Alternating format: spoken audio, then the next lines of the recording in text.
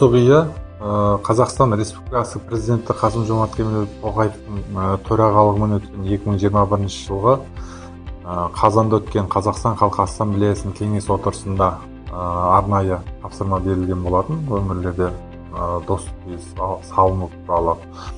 Достық үйінің жалпы құрылысымен таныстырып өтетін болсам, достық үйі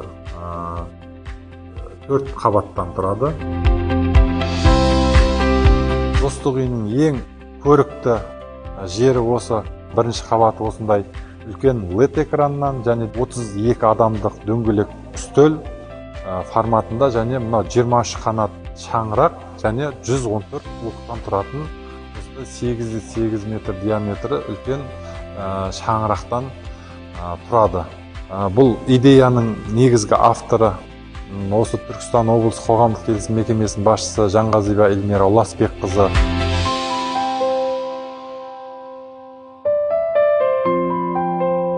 Бізде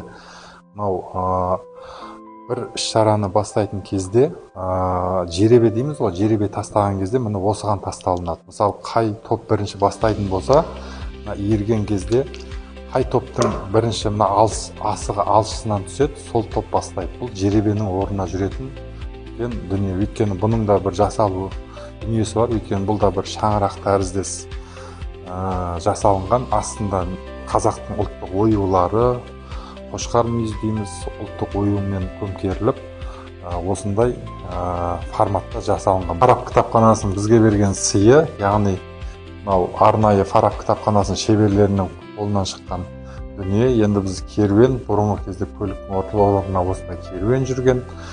Керуеніміз білімді небір кітаптарды біздің елге таратып жүр. Аналар құрылымдарының ішінде 6 құрылым бар дедік. Мен жеке атап өтейін. Бірінші Қазақстан Халқы Ассамблеясы жанындағы аналар кеңесі, ақсақалдар кеңесі, аналар кеңесі, медиация кеңесі, журналистер мен блогерлер клубы, ғылыми сарапшылық топ және Жастар Ассамблеясы Республикалық қоғамдық бірлестігінің Түркістан облыстық өкілдігі. Осы 6 құрылым бізде жұмыс жасайды. Соның ең үлкен құрылымдардың бірі ақсақалдар аналар кеңесіне арнайы бөлме берген.